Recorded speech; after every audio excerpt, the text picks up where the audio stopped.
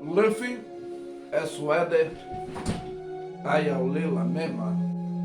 Fiel é Deus, aleluia, amém. Bom, nessa manhã de domingo, como neurologista,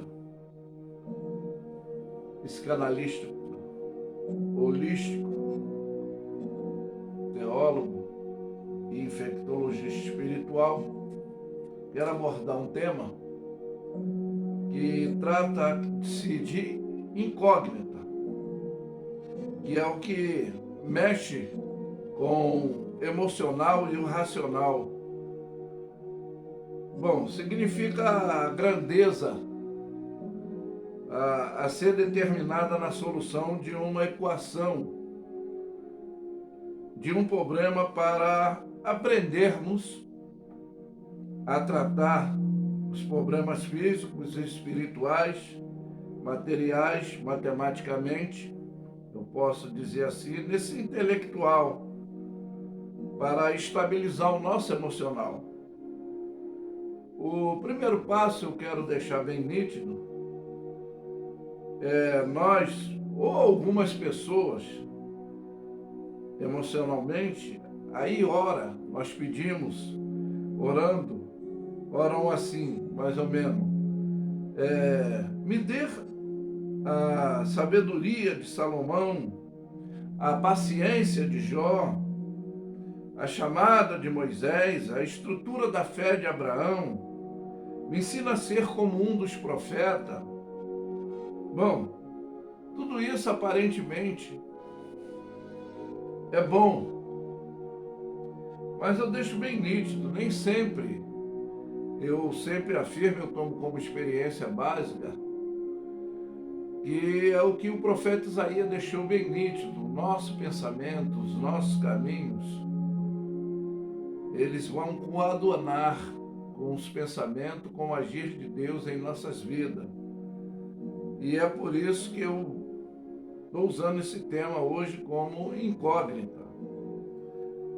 E o segundo passo também, eu quero deixar bem claro que a nossa vida é de um grande aprendizado estrutural. Como é isso, pastor? Porque no terceiro ponto, o nosso caminho é o que eu já antecipei, o nosso pensamento não são os de Deus. Eles serão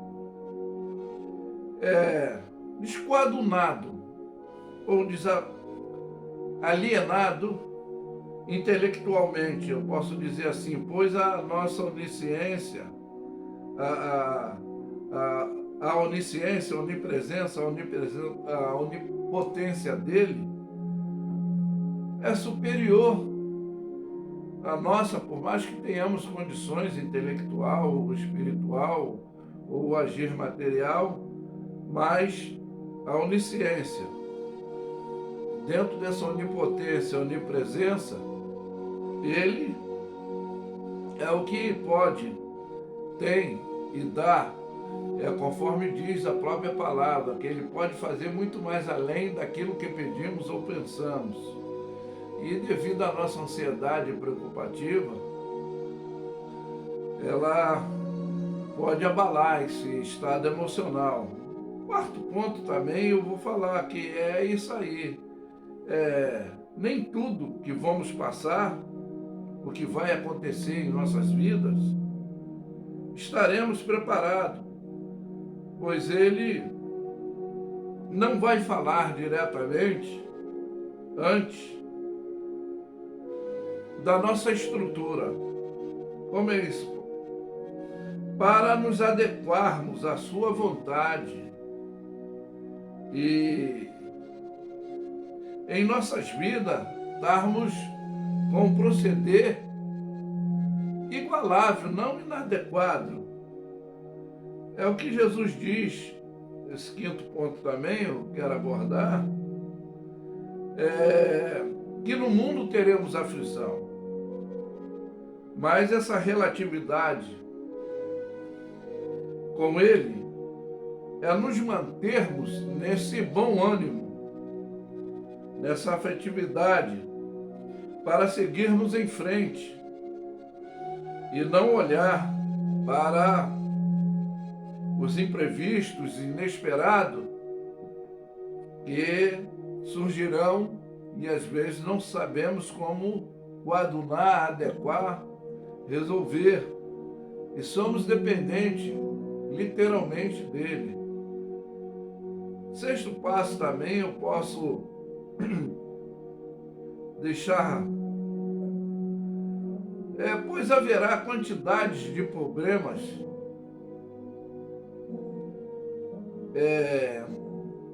haverá essas quantidades problemáticas, eu posso dizer assim, desconhecida, que nos é fornecida pela vida, que temos que ter a determinação para a solução. Eu sei que às vezes nós é que criamos, ou dentro dessa expressividade, desse espiritual também, elas podem surgir para a estrutura intelectual, experiência nossa.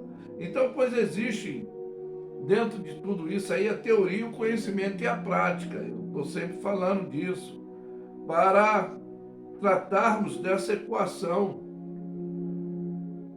Eu digo o seguinte, que o valor poderá ser no físico, no espiritual, como eu estou falando aí dessa equação. Esse exemplo cognitivo de vida, de algumas personagens da Bíblia, como já citei, quero deixar bem claro que o que nós precisamos, em primeiro lugar, é o dom do discernimento para agirmos equilibradamente, tá? E se não for assim, fica bem complicado de não termos o dom de discernimento para agirmos equilibradamente. Eu posso falar, não aqui para falar de defeito, mas nosso tema é incógnita, conforme eu falei. Salomão, ele foi muito sábio no início do seu reinado, mas ele teve uma exortação para não se compactuar com mulheres de outras nacionalidades, para não se deixar se contaminar, e ele, na sua velhice, ele andou todo errado em desobediência a Deus, virou um grande idólatra. Você pode conferir isso lá em 1 Reis, no capítulo 11, você vai ver o histórico dessa falibilidade do homem que foi sábio, inteligente, do homem que pediu sabedoria para poder gerenciar todo o sistema do seu reinado, e Deus lhe deu essa condição, mas a desobediência priorizou esse estado emocional e psicológico dele. Jó, principalmente, parecia ter paciência, equilíbrio, mas era soberbo. Pô, soberbo, pastor? Sim. Eu digo porque era desconhecedor dos propósitos de Deus em sua vida. É o que eu falo, só amadurecemos quando, e ele só foi amadurecido quando foi exortado. Ele entende que o que Deus determina em nossas vidas não poderá ser impedido. O capítulo 3, versículo 25, ele mesmo faz uma declaração ali, que o mal que ele temia se apegou a ele, e ele, depois que aconteceu a tragédia na vida dele toda, e ele diz que não teve paz, não teve sossego, só vivia em desespero. E aonde já amadurecido, capítulo 42 lá, dá assim um entendimento positivo a gente, que ele diz: bem sei eu que tudo pode, nenhum dos teus pensamentos pode ser impedido. E agora ele fala Eu falei de coisas que para mim eram maravilhosíssimas e eu não tinha entendimento. Porquanto agora eu me abomino diante dessa situação. Vou te pedir informação, tu me informarás. E ele diz, com os ouvidos dos meus ouvidos, agora os meus olhos te veem. Ou seja, abriu o entendimento dele de tudo que ele passou na vida. E ele achou que ele mesmo poderia resolver. Mas Deus, ele nunca perde o controle de nada em nossas vidas. Então, o reconhecimento dos seus erros, conforme eu citei, capítulo lá 42, você pode conferir, tá? Do 2 ao 6, ele vai deixar isso bem claro. Então, o reconhecimento dos seus erros, do seu empoderamento, é o que ele se achava intelectualmente, emocionalmente, no espiritual, e aí aonde que veio esse arrependimento que, na realidade, para amadurecer, para ele poder se compactuar com essa relatividade do agir de Deus na sua vida. Eu posso dizer, Moisés o mesmo, ele tendo um legado, tá, do aprendizado, desde a sua infância, as experiências do empoderamento intelectual, desse espiritual, foi um grande líder, teve relatividade com Deus diretamente. Ele passou a ter uma grande experiência, foi desafiado cognitivamente diante de Faraó e diante da sua caminhada. Ele teve sempre solução vinda de Deus para ele agir, resolver os seus problemas. Mas como Salomão na velhice não obedeceu a Deus, é por isso que alguns não entendem que ele não pôde entrar na terra prometida.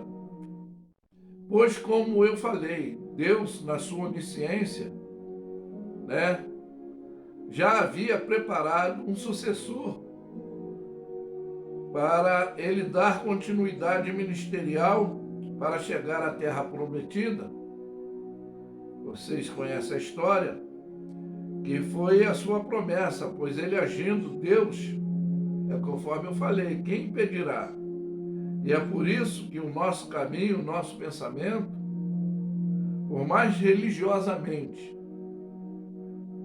que andamos, não serão os de Deus para as nossas vidas. Por que eu digo isso? Às vezes é o egoísmo, os interesses, a arrogância nossa, é o que nos desqualifica, né? Outro exemplo, profetas, são outras situações bem emblemáticas. Como é isso, pastor? Bem emblemática, cognitiva, que alguns passaram e não sabiam o que poderiam, o que deveriam passar, mas como Deus é o nosso refúgio, tá? A nossa fortaleza, o nosso socorro bem presente, na angústia, ele não deixou nenhum deles, tá? Sem solução. Eu poderia citar vários exemplos, né? E que a Bíblia descreve em relação ao que passaram, e alguns deles, nessa firmeza, não abandonaram, mas foram apoiados. Por que eu digo isso?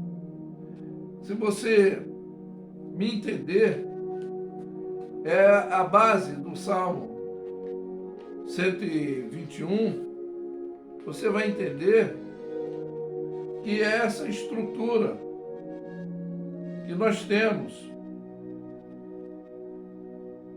Elevo os meus olhos para o monte, de onde me virá o socorro.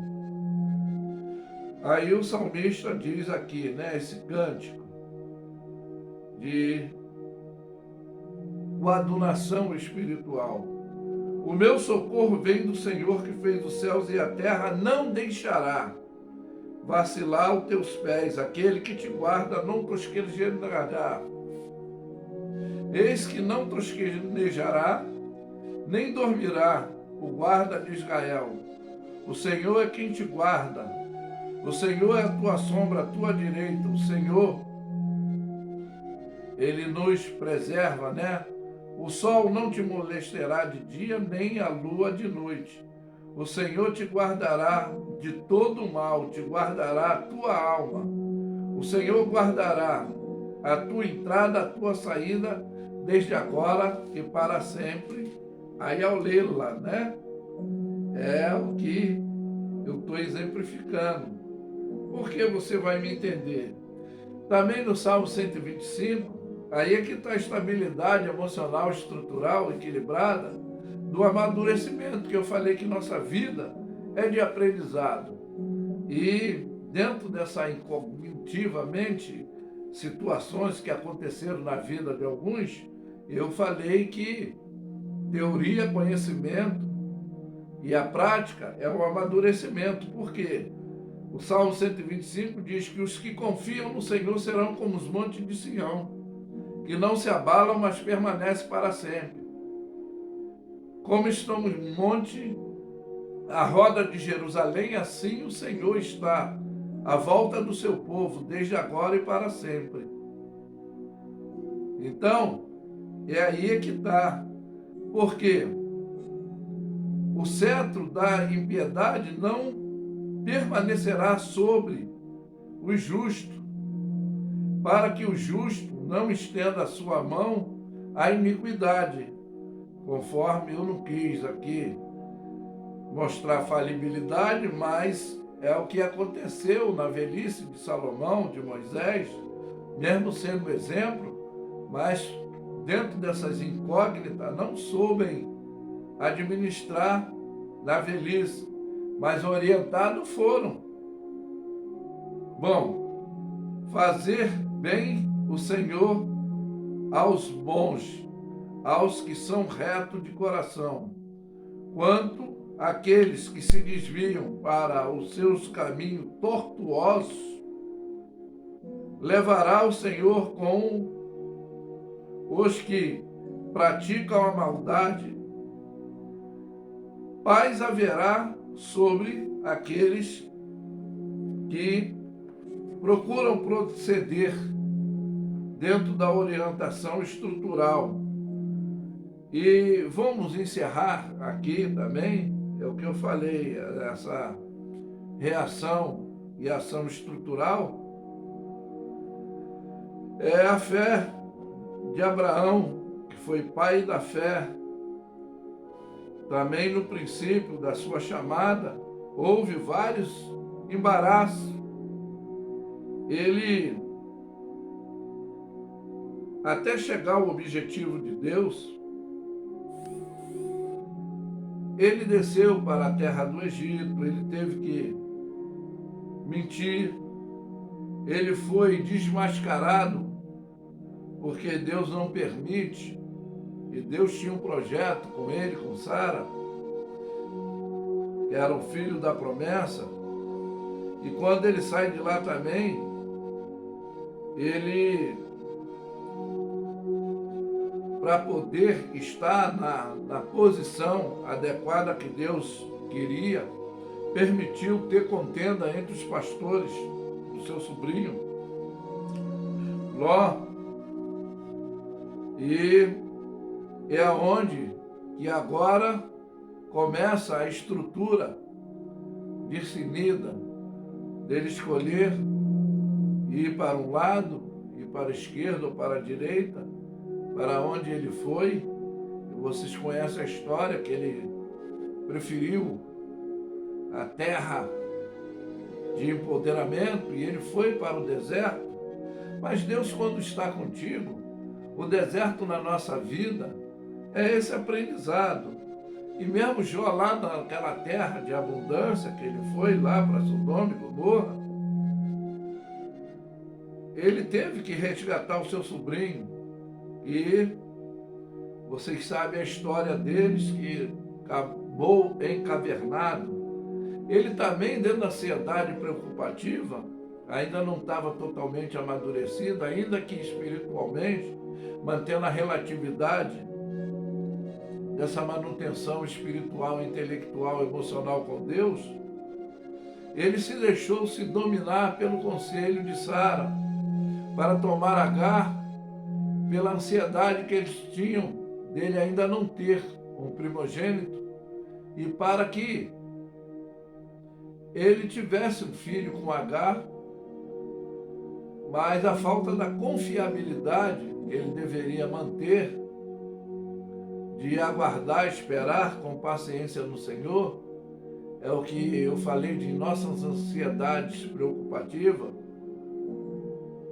é o que eu defendi no meu TCC, que a ansiedade ela é depressiva, devido à necessidade passa a ser prioritária, e aí depois ela vira uma estabilidade emergencial, é aonde a gente age emocionalmente, não racionalizadamente, e vamos fazer coisa que depois tem consequência, que é tudo que o homem planta, ele colhe. Foi a situação quando nasce Ismael, que não era o filho da promessa, e dá a contenda entre as duas, mas para que você entenda, quando nasce o filho da promessa, que é Isaac, Deus agora prova a sua estrutura emocional, psicológica, de amadurecimento. E quando pede para que ele oferecesse, agora ele sabiamente não pede mais conselho à sua mulher, sai de manhã, e não pensa que Isaac era um bebê de 5, 7 anos, não. Quando ele foi para o monte para oferecer sacrifício. Mas ele também foi indagado pelo seu filho: pai, está aqui o cutelo, está aqui a lenha, e cadê o cordeiro? É aonde ele, dentro da estabilidade agora emocional, da maturidade, dessa incógnita, ele diz: Deus proverá. E quando ele coloca Isaac para ser oferecido a Deus, que Deus não requer de nós, né? E aí é que aparece o cordeiro, e ele é repreendido por um anjo que aparece e diz para ele não tomar essa atitude, que não, na realidade não seria isso que Deus estava requerendo dele. Estava querendo ver se ele agora parecia ser uma verdadeira pessoa obediente, tendo esclarecimento, entendimento, e foi o que eu posso dizer que estruturou ele como pai da fé, para esse exemplo que nós dependemos, precisamos, né? Mas eu vou encerrar aqui com o que Deus requer desse maturecimento, dessa estabilidade estrutural nossa. É o que eu posso dizer, o que está aqui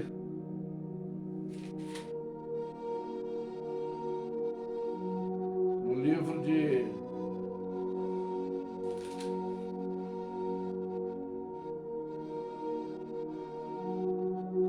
Miqueias, capítulo 6, versículo 6 em diante, diz assim: com que me apresentarei ao Senhor? Me inclinarei ante o Deus Altíssimo, virei perante ele com holocausto de bezerro de um ano. Agradar-se-ia o Senhor de milhares de carneiro, 10.000 ribeiros de azeite. Darei o meu primogênito pela minha transgressão, o fruto do meu ventre pelo pecado da minha alma. E ele te declarou: homem, o que é bom é que o Senhor pede de ti, senão que pratiques a justiça, ames a beneficência e andes humildemente com o Senhor teu Deus. Foi uma fé estruturada, que eu posso dizer agora, emocionalmente, daquele que foi o homem segundo o coração de Deus, mas se olharmos as suas estruturas emocional, ele teve que ser repreendido também pela arrogância do empoderamento de querer se apossar do que não era dele. É a base do Salmo 51, que vocês talvez conhecem, que foi Davi confessando o seu pecado, suplicando perdão, rogando a Deus para que não lhe removesse o Espírito Santo e lhe desse um espírito reto, para ele se manter nessa estrutura emocional, psicológica, racionalizadamente. E ele diz: tem misericórdia de mim, ó Deus, segundo a tua benignidade, apaga as minhas transgressões, segundo a multidão das tuas misericórdias, lava-me completamente da minha iniquidade e purifica-me do meu pecado. E aí também está essa compactuação de reconhecimento. Aquele que confessa, deixa, alcança a misericórdia. E aquele que não faz isso, que não deixa, nunca prosperará, conforme li lá no Salmo 125. Porque eu conheço as minhas transgressões, os meus pecados estão diante de mim. Ou seja, eu falo sempre do agente policiador de Deus, que é a nossa consciência, né? E aí ele deixa bem nítido: contra ti, somente contra ti pequei, e fiz o que os teus olhos, fiz perante os teus olhos, fiz diante dos teus olhos, que é mal. E para que seja justificado quando falares e puro quando julgares. Eis aí que ele também fala de situações emblemáticas familiar, não vou adentrar nessa área, que iniquidade foi formada em pecado e concebeu sua mãe. Ele foi um tipo de barriga de aluguel também, como foi Ismael lá, dentro de sua situação de cultural lá dos judeus, tá? Mas, para você entender, ele diz aqui, agora, o versículo 7, ele diz: purifica-me com isopo, ficarei puro, lava-me, ficarei mais alvo do que a neve. Aí ele pede aqui uma estrutura: faz-me ouvir júbilo, para que goze os meus ossos que tu quebraste. Ou seja, tudo que o homem planta, ele colhe, tudo que ele semeia, ele ceifa. Foi o que aconteceu na vida dele. Eu posso afirmar psicologicamente que ele estrupou. Ele viu a Betseba, se afeiçoou, perguntou, falaram que era casada, depois ele mandou chamar e entrou a ela. A Bíblia não descreve dentro desse linguajar que eu vou falar, quando entrou a ela, no seu empoderamento, ele estrupou. Tanto é que o profeta Natan, quando vai repreender, ele não fala diretamente, mas ele vem com a história incognitiva, e quando ele também, na sua pureza de simplicidade, de seriedade, fala: esse homem é digno de morte, de ser repreendido. E aí que é a repreensão intelectual, espiritual e emocional. Esse homem é você, Davi. Tu fez as escondidas, Deus vai fazer contigo as claras. Teu pecado foi perdoado, mas a consequência da tua iniquidade, dos teus atos, elas terão resultado. É o que eu falei da onisciência, onipresença, onipotência. É o que eu falei de teoria, conhecimento e prática.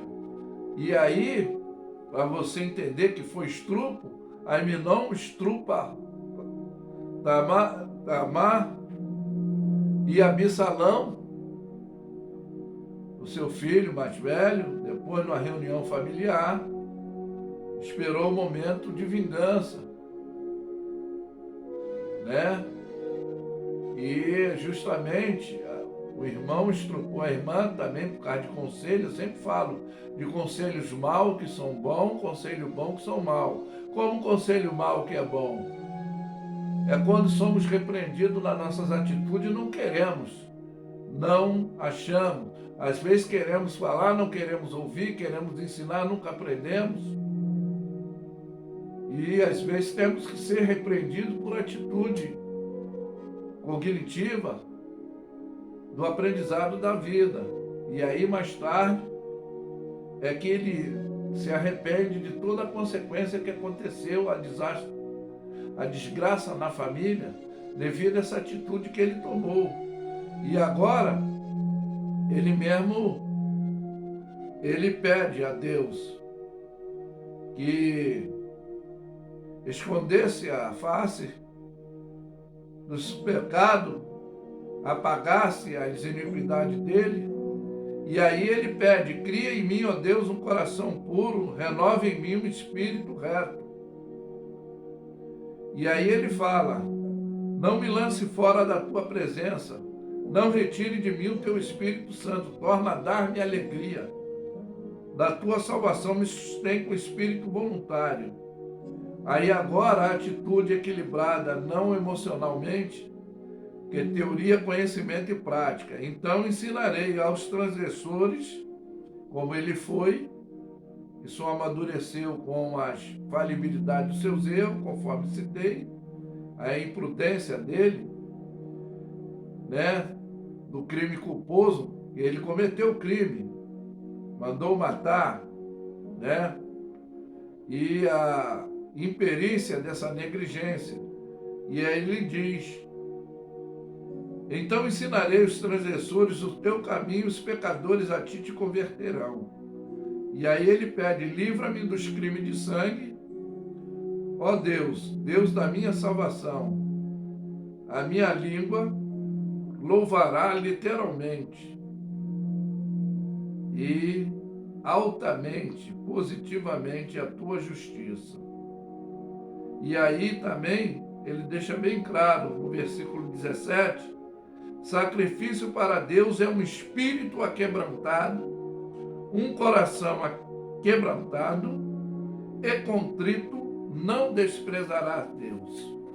Mas que fica essa mensagem bem expressiva, que você vai entender, e nem tudo que queremos ter, obter ou como agir pode compactuar com a afinidade de Deus para nos amadurecer, que as bênçãos do Senhor é que enriquece, não acrescenta dor. Então é no tempo de Deus, na hora de Deus, não do nosso jeito. Eu afirmo que Luffy é suede, ai ao lela mesma. Fiel é Deus, aleluia, amém? Ficam todos na paz.